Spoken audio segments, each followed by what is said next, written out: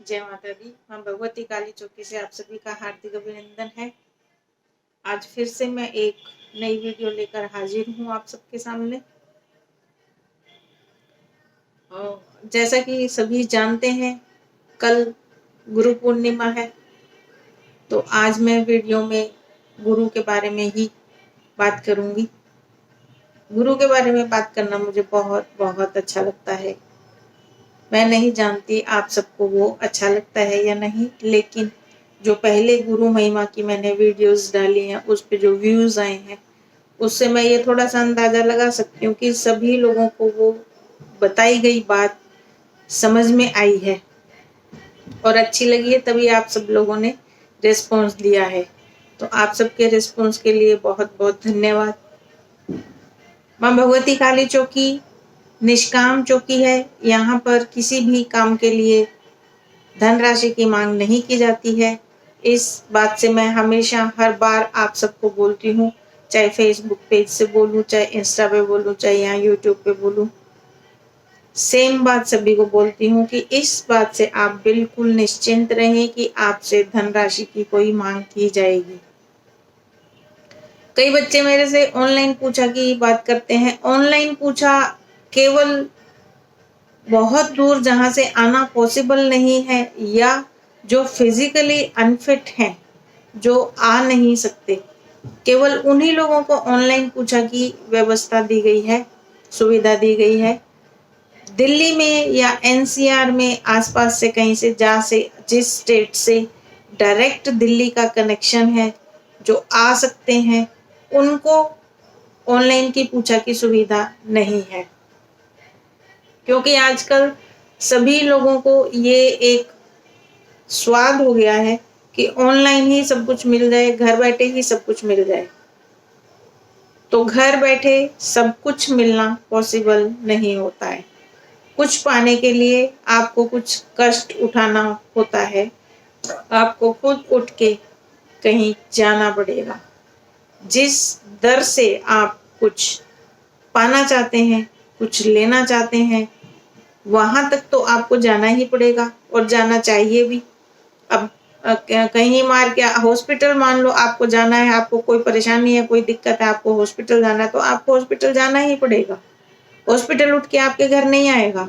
ज्यादा से ज्यादा क्या करेंगे, एक डॉक्टर आपके घर आप कॉल करेंगे, बुलाएंगे, वो आ जाएगा। इससे ज्यादा कुछ नहीं होगा। जो फैसिलिटी हॉस्पिटल में मिलनी है वो घर में नहीं मिल सकती। सेम बात यही है, जो आपको आपकी समस्या का निदान यहाँ चौकी पर आकर मिल सकता है, वो आपको घर बैठे या ऑनलाइन पूछा लेने से नहीं मिल सकता है। सो प्लीज मैं आप सबसे विनती करती हूँ कि हर एक ऑनलाइन पूछा की डिमांड ना करें। ऑनलाइन पूछा में केवल आपको आपकी समस्या से अवगत कराया जाता है, उसका समाधान नहीं दिया जाता। समाधान हो भी नहीं सकता। समाधान आपको तभी मिलेगा जब आप यहाँ चौकी पर आएंगे।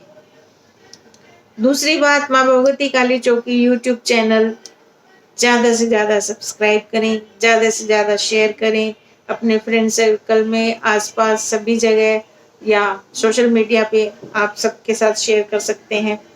शेयर करने का पर्पस केवल और केवल एक ही है कि जो परेशान लोग हैं, जो पैसा खर्च नहीं कर सकते, जिनके पास पैसा है ही नहीं खर्च करने के लिए, या अब तक बहुत सारा पैसा खर्च कर चुके हैं, बहुत धक्के खा चुके हैं जगह जगह पर, लेकिन समस्या का निदान नहीं मिला, उन सब के लिए मैं ये मदद करना चाह रही हूँ। मेरी गुरु माँ का यही आदेश है। मेरी गुरु माँ भी निष्काम सेवा कर रही है और उनके सभी शिष्य भी हम निष्काम सेवा दे रहे हैं। तो बस यही पर्पज है कि ज्यादा से ज्यादा लोगों को यहाँ से फायदा मिल सके, महामाई सबके काम बनाए। चलिए आगे मैं स्टार्ट करती हूँ। आज हम बात करेंगे गुरु महिमा की। गुरु महिमा के लिए मैं जितना भी बोलूं कम है। मेरे को समझ ही नहीं आती कि कहाँ से शुरू करें, कहाँ खत्म करें, क्योंकि गुरु महिमा है ही इतनी अपार, इतनी अपरंपार, जिसकी कोई था नहीं पा सकता। गुरु में ज्ञान कितना है, लोग ये सोचते हैं कि हम पहले जांच लें, परख लें, फिर हम गुरु बनाएंगे। आप कभी नहीं जांच सकते। आप कभी नहीं जांच पाएंगे, ना परख पाएंगे कि गुरु के अंदर कितना ज्ञान है, या जिसको आप गुरु बनाने की सोच रहे हैं उनके पास क्या क्या शक्तियां हैं, क्या क्या सिद्धियां हैं, आप ये नहीं जान सकते। ये कोई भी नहीं जान सकता कि किसके पास कितनी शक्तियां हैं और कितनी सिद्धियां हैं। जो जिसके पास होती हैं बस केवल वही जानता है, इसके अलावा और दूसरा कोई नहीं जान सकता। सो परखने की ये गलती ना करें। हाँ, इतना जरूर मैं कह सकती हूँ कि आज आप कहीं किसी दरबार में जाते हैं, आप देख के अंदाजा लगा सकते हैं कि कितनी वहां संगत आ रही है, उस संगत में कितने लोग ये वहां आकर बोलते हैं माई का, या जो भी देवी देवता की चौकी होती है, दरबार होता है, उन सब का धन्यवाद करते हैं कि मेरा ये काम बना दिया आपने, मेरा वो काम बना दिया आपने, बहुत बहुत शुक्रगुजार हैं। तो ये सब से आप अंदाजा ले सकते हैं कि वहां उस दरबार से जुड़ना आपके लिए कितना फायदेमंद हो सकता है। दूसरा पॉइंट ये है कि गुरु के साथ जुड़ना कितने समय के लिए। आजकल ये बहुत चलन हो गया है कि एक जगह गए, वहां गुरु धारण किया और कुछ ही समय बाद मेरा तो वहां से ये काम नहीं बना, मेरा वहां से वो काम नहीं बना, मेरे काम नहीं बन रहे हैं। 10 काम बन गए, 2 काम नहीं बने, और बस आपका विश्वास डगमगा गया, आपका विश्वास डोल गया, और आप एक दरबार छोड़ के दूसरे दरबार चले जाते हैं। जब तक आपने गुरु धारण नहीं किया तब तक आप चाहे 10 दरबारों में जाए, कोई दिक्कत नहीं है, कोई परेशानी नहीं है। ठीक है, एक डॉक्टर से आपको आराम नहीं मिलता, आप दूसरे डॉक्टर के पास चले जाते हो, दूसरे से नहीं मिलता आप तीसरे के पास चले जाते हो। ये बात मान सकती हूँ, मानने वाली है। लेकिन जब आप विश्वास करके, अपने दिल से मान करके आप गुरु धारण करते हैं, और उसके बाद कुछ समय बाद आपका विश्वास डगमगा जाता है और आप दूसरे दरबार में कहीं जाके आप वहां पर गुरु धारण कर लेते हैं। इससे बहुत बड़ा गुरु दोष लगता है। गुरु दोष अगर किसी को एक बार लग गया तो वो पूरा जीवन आपसे हट नहीं सकता, वो आपके कर्मों में लिखा गया, उसके लिए आपको परिणाम भुगतना ही पड़ेगा। इसको कोई चेंज नहीं कर सकता, कोई शक्ति चेंज नहीं कर सकती, कोई इंसान चेंज नहीं कर सकता।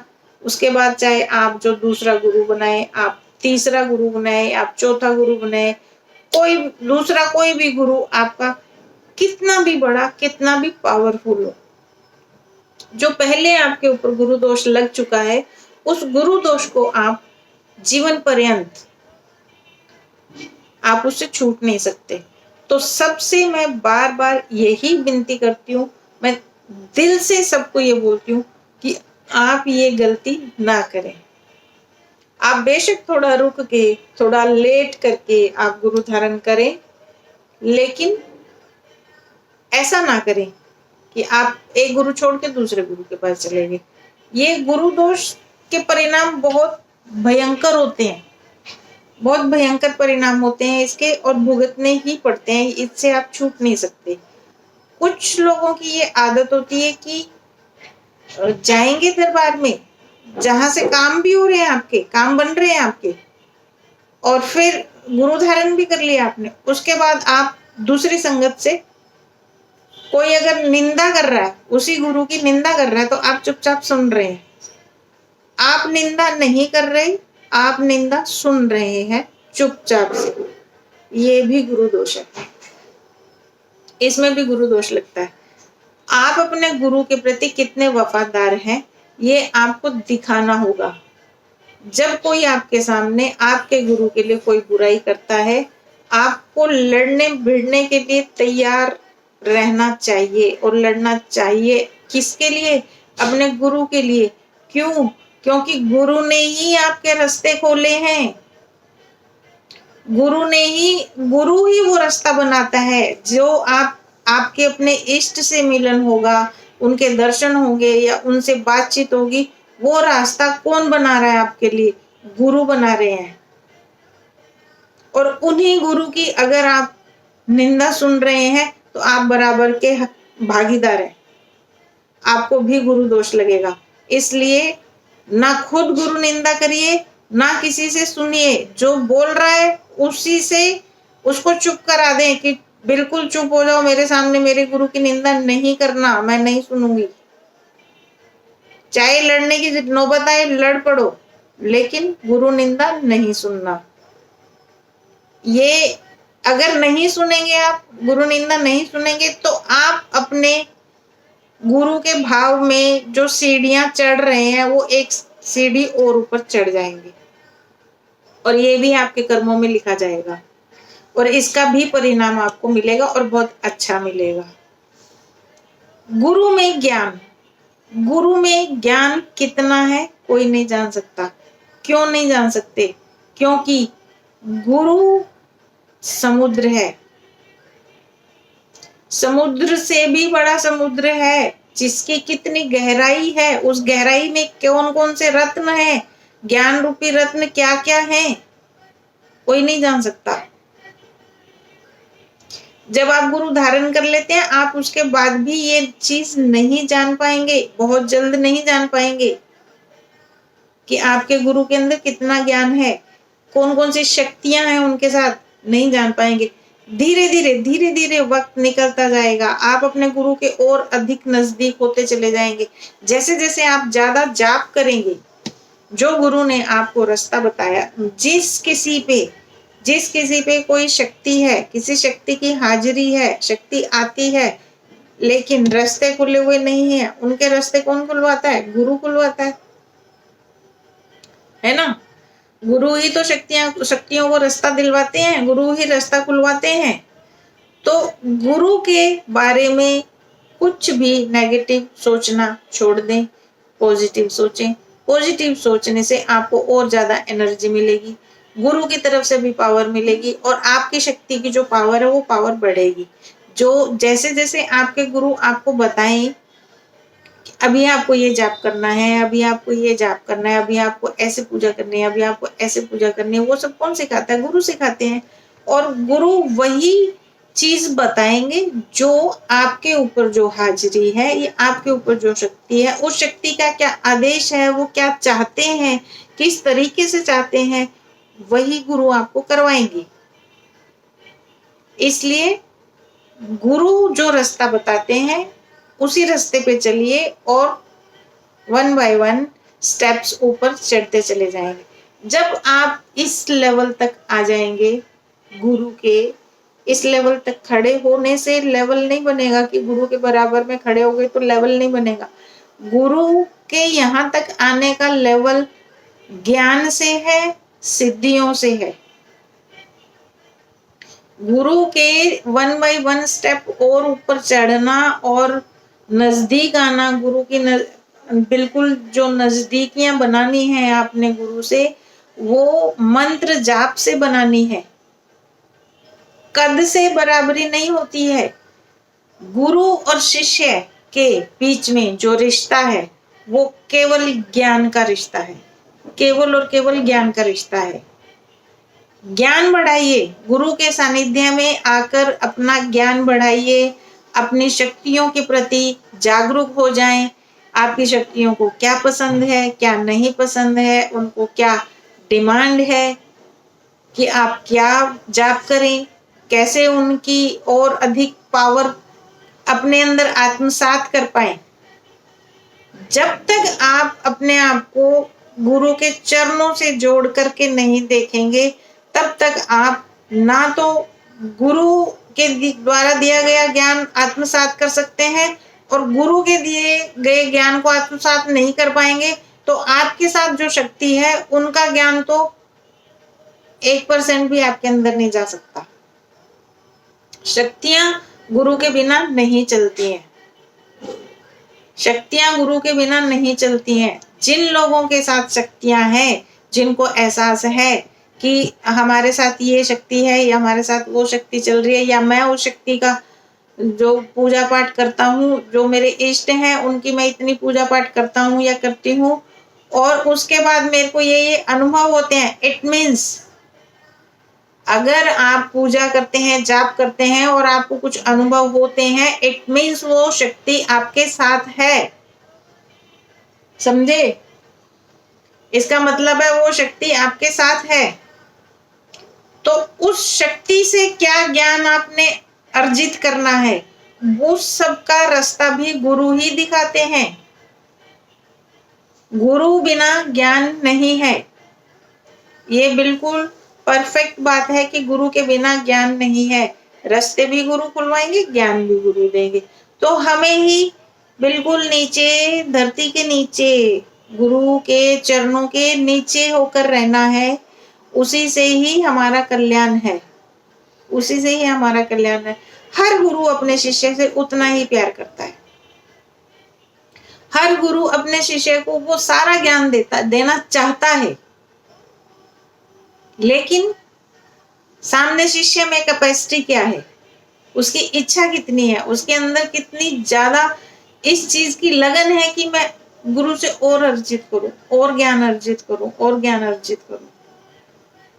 जिस दिन आपके अंदर ये भाव पैदा हो जाएगा कि मैं गुरु से ज्यादा ज्ञान अर्जित करूं और मेरे अंदर भी पावर बढ़े और मैं अपने इष्ट की ज्यादा से ज्यादा सेवा करूं, उसी दिन से ही आपकी पावर भी ऊपर बढ़ने लगेगी, लेकिन गुरु के चरणों के नीचे रहकर। जब गुरु के चरणों के नीचे रहकर ही हम ये सोचेंगे और ये सब करेंगे, तभी हम ऊपर चढ़ पाएंगे। क्योंकि वो ईश्वर, वो परमात्मा, वो शक्तियां जिनको जो हमारे इष्ट हैं, वो सब भी यही चाहते हैं। गुरु को हमेशा भगवान से, परमात्मा से ऊपर का दर्जा दिया गया है। सो मैं तो मेरे गुरु को, गुरु माँ को सहस्त्रों बार प्रणाम करती हूँ कि मुझे उन्होंने स्वीकार किया। मैं उनका ये आभार इस जीवन में तो क्या पता नहीं, शायद अगले जीवन में भी नहीं चुका पाऊंगी। मेरे गुरु ने मुझे स्वीकार किया, ये मेरे ऊपर बहुत बड़ा उपकार किया, और मैं हमेशा गुरु के चरणों के नीचे ही रहना चाहती हूँ। कम से कम मुझे मेरे गुरु के चरणों के नीचे रहने की जगह मिल जाए, उसी में मेरा बहुत कल्याण है, बहुत बहुत बड़ा कल्याण है, और मैं वही चाहती हूँ। अब हम बात करते हैं गुरु महिमा पे। तो मैं पहले ही मैंने बोला है कि कितना भी बोल लो कम है, और मैं तो अब कोई ऐसी इतनी बड़ी ज्ञानी भी नहीं हूं कि बहुत ऊंची ऊंची किताबों की कोई श्लोक सुनाऊंगी आपको या कुछ कहानियां सुनाऊंगी, वो नहीं। बस मेरे अंदर भाव है, जो भाव मैं आपको बताती हूँ और बताना चाहती हूँ कि मेरे अंदर मेरे गुरु के लिए भाव है। आप सबके अंदर, हर शिष्य के अंदर अपने गुरु के लिए ये भाव होना चाहिए। जिन बच्चों में नहीं है, मैं उनसे भी, उनके लिए मैं ये चाहती हूँ कि वो ये सुने और अपने अंदर आत्मसात करें और अपने गुरु के लिए वो भाव अपने दिल में रखें, तभी कल्याण है हम सबका। अब हम बात करेंगे शिष्यत्व या गुरु तत्व। गुरु तत्व के बारे में बात करेंगे। शिष्यत्व पे एक बार पहले भी मैं बात कर चुकी हूँ, थोड़ी सी अभी करेंगे। अभी पहले हम बात करेंगे गुरु तत्व। गुरु तत्व क्या है? गुरु तत्व को ही नहीं कोई जानता, नहीं कोई समझता। जब तक गुरु तत्व को नहीं समझेंगे तब तक हम गुरु को भी नहीं समझ सकेंगे। गुरु तत्व क्या है? गुरु तत्व वो है जो गुरु के साथ शक्ति चलती है, वो है गुरु तत्व। आज मैंने मेरी गुरु माँ को, जब मैंने गुरु धारण किया, तो मैं गुरु धारण जब हम करते हैं तो फिजिकली जो व्यक्ति हमारे सामने है, चाहे वो स्त्री है या पुरुष है, फिजिकली जब हम उन्हें गुरु धारण, गुरु मान के धारण करते हैं। धारण करने का मतलब है उनको मैंने अपने ऊपर धार लिया। जैसे ये वस्त्र हमने अपने ऊपर धारण कर रखे हैं, ऐसे हमने गुरु को अपने ऊपर धारण उसको करना कहते हैं कि वो गुरु को हमने ऊपर अपने ऊपर बैठाया। यही समझ लो सिंपल साधारण शब्दों में कि गुरु को हम अपने ऊपर अपने शरीर के ऊपर बैठा रहे हैं। गुरु तत्व जो गुरु के साथ शक्ति होती है उसको गुरु तत्व बोला जाता है। और जब हम गुरु धारण करते हैं तो गुरु धारण हम वो स्त्री या पुरुष को नहीं कर रहे होते, उस गुरु के साथ जो शक्ति होती है उस शक्ति तत्व को हम गुरु धार रहे होते हैं, और वो गुरु भी हमें उस शक्ति को ही धारण करवा रहे होते हैं। ये एक बहुत गूढ़ बात है जो हर कोई नहीं बताएगा, नहीं बोलेगा। सब मैंने भी बहुत सत्संग सुने हैं, बहुत प्रवचन सुने हैं, लेकिन कहीं पर भी मैंने ये बात नहीं सुनी। ये मेरा अनुभव है पर्सनल। गुरु तत्व को समझना बेहद जरूरी है। गुरु तत्व वो होता है जो गुरु के साथ शक्ति चल रही होती है। उस शक्ति को गुरु हमें ट्रांसफर करते हैं, थोड़ा पावर हमें ट्रांसफर करते हैं। उस थोड़ी सी पावर को अब हमने जो गुरु के बताए हुए रास्ते पर चलकर, गुरु मंत्र का जाप करके, गुरु हमें और जो मंत्र बताएंगे उन सब का जाप करके जो शक्ति है वो ग्रो कैसे करती है। शक्ति जो हम जाप करते हैं उसी से ग्रो करती है। हमेशा याद रखना, जो हम जितना ज्यादा जाप करेंगे उस जाप से शक्ति ग्रो करती है, बढ़ती है। शक्ति कोई शरीर तो है नहीं कि एक छोटा सा बच्चा है फिर वो ऐसे शरीर बड़ा होता चला जाता है। शरीर नहीं है, शक्ति की पावर होती है जो गुरु तत्व हमें थोड़ा सा हमारे गुरु ने हमें ट्रांसफर किया। उस शक्ति तत्व को हमने जाप करके बड़ा करना होता है। शक्ति तो अपने आप में बहुत बड़ी है ही।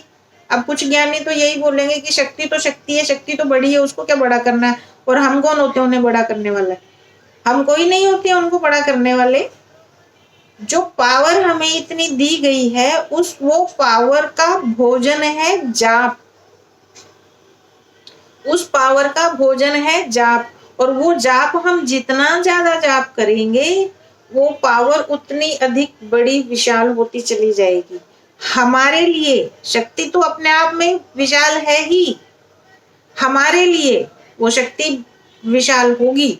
उस विशालपन का जो हमें फायदा मिलेगा, उस विशाल पावर जो है उसकी शक्ति की जो क्या कहना चाहिए, हमें जो फायदा चाहिए अपनी शक्ति से, अपने गुरु तत्व से जो फायदा चाहिए, हमें जो दर्शन चाहिए, जो बातचीत चाहिए, जो कनेक्टिविटी चाहिए, वो जाप ज्यादा करने से ही होती है।